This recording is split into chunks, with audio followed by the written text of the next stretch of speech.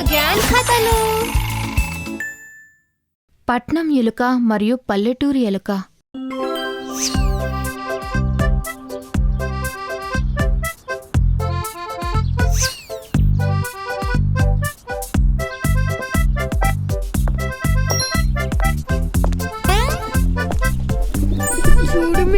ఈ బర్డ్ అంటే నాకు చాలా చాలా ఇష్టం, కానీ ఇది పంజరంలో బాధగా కనిపిస్తుంది.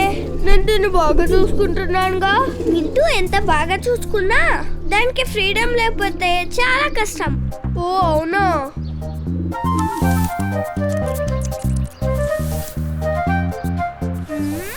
ఇదిగో ఎలుకని చూసావుగా, అచ్చం అలాగే. ఒకప్పుడు ఒక పల్లెటూరు ఎలుక ఉండేది. అది ఆ పల్లెటూరులోని పొలంలో నివసించేది. అది ఆ పొలంలో హాయిగా ఆడుకుంటూ పరిగెత్తుకుంటూ ఉండేది. ఆపై ఒక మూల ఉన్న తన పెద్ద విశాలమైన అనుకూలమైన ఇంట్లో విశ్రాంతి తీసుకునేది. ఒక రోజు పట్నం నుంచి తన బెస్ట్ ఫ్రెండ్ తనని చూడ్డానికి వచ్చింది. ఓ స్వాగతం, రా, నీకు పొలం చుట్టూ ఉన్న పరిసరాలు చూపిస్తాను. వాళ్ళిద్దరూ సంతోషంగా రోజంతా పొలంలో ఆడుకుంటూ గడిపారు. తర్వాత పల్లెటూరు ఎలుక పట్నం ఎలుకకు పళ్ళు, గోధుమ కాడలతో కూడిన చక్కటి భోజనాన్ని వడ్డించింది. అయితే నువ్వు రోజు ఇదే తింటావా?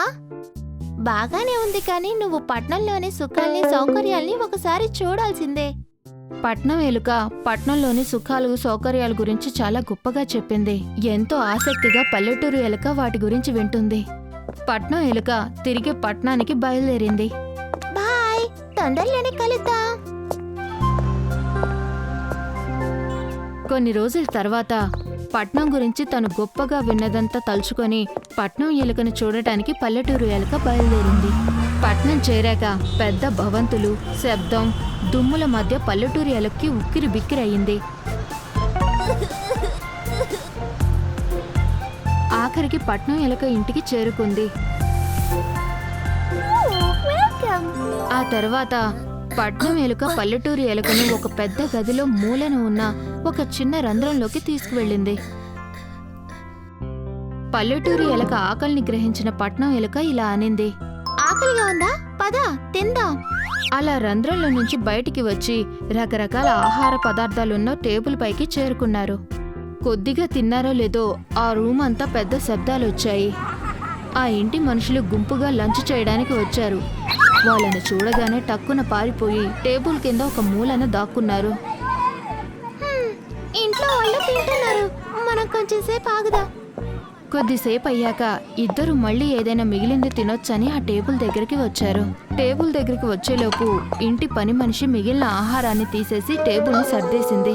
తమ అదృష్టాన్ని వంటగదిలోనైనా చూద్దామని అటుగా వెళ్తుండగా వాటికి ఒక పెద్ద గండు పిల్లి ఎదురైంది.